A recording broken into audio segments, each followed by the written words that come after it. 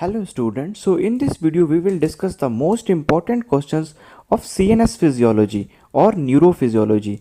These questions are most important if you are appearing in the exam of MBBS first year physiology or BDS first year physiology. So let's start our video. So the first very important question is the difference between the upper motor neuron lesion and the lower motor neuron lesion.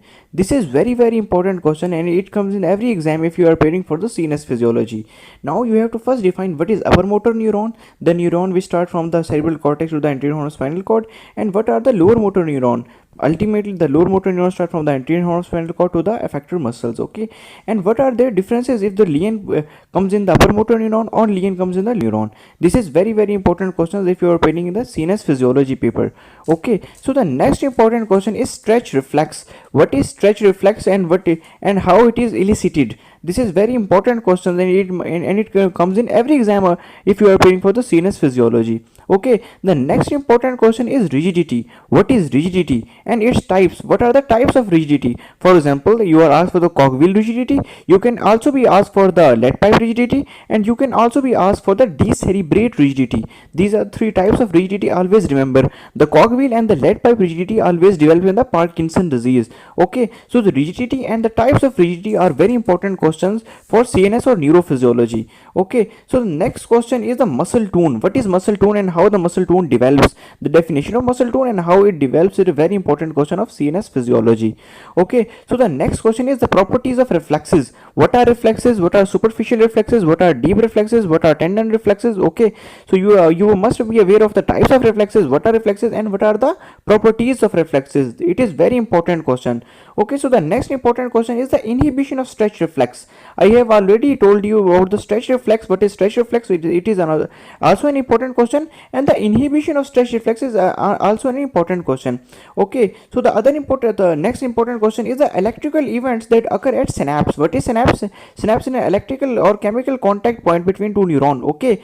And the next important question is EPSP and IPSP. Now what is EPSP? Excitatory postsynaptic potential and inhibitory postsynaptic potential. You must be aware of the definition of EPSP and IPSP, and you must be able to differentiate between the excitatory postsynaptic potential and the inhibitory postsynaptic potential and their ionic basis, how they develop, okay. So the next important question is the properties of synapses. What are the properties of synapses? And you must be aware of the types of cutaneous receptors on your body, okay. So the next important question is the difference between the sympathetic and parasympathetic system.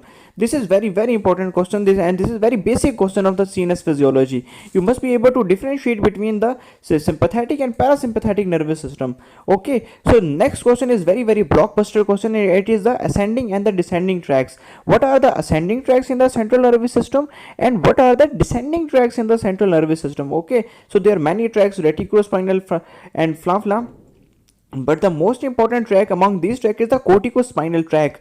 You must be able to write the first order neuron of corticospinal tract, you must be able to write down the second order neuron of corticospinal tract, and you must be able to write down the third order neuron of corticospinal tract, okay. So you must have to run the corticospinal tract for your exams, okay. So if I talk about the clinicals, so following clinicals are very important. With first is the Brown-Sequard syndrome. What is Brown-Sequard syndrome? Hemisection of spinal cord, okay. The next important, Alzheimer's disease is another blockbuster question, and epilepsy and its types you should always know if you are preparing for the CNS physiology, okay. So these clinicals are very important with regarding for the CNS physiology. So the next important topics are cerebellum and its functions, okay. You must be aware of the parts of cerebellum, neurocerebellum, archcerebellum, paliocerebellum, and the functions of cerebellum. Functions of cerebellum are very important and is a must ask question. And other important question is, if lesion develop in cerebellum, what will be its clinical manifestations? This is very important question. The lesion in cerebellum causes what type of clinical manifestation? Very important question. The next important question is basal ganglia. What is basal ganglia? What are the functions of basal ganglia and what are the components of basal ganglia? This is very important question if you are preparing for the CNS physiology. What are the components? The basal is the corpus striatum, the putamen, the globus pallidus, lentiform nucleus, substantia nigra. These are the components of the basal ganglia you must be aware of. So these were the important questions of CNS physiology. I hope you must understood well. So prepare well for your exam. Thank you. Allah Hafiz.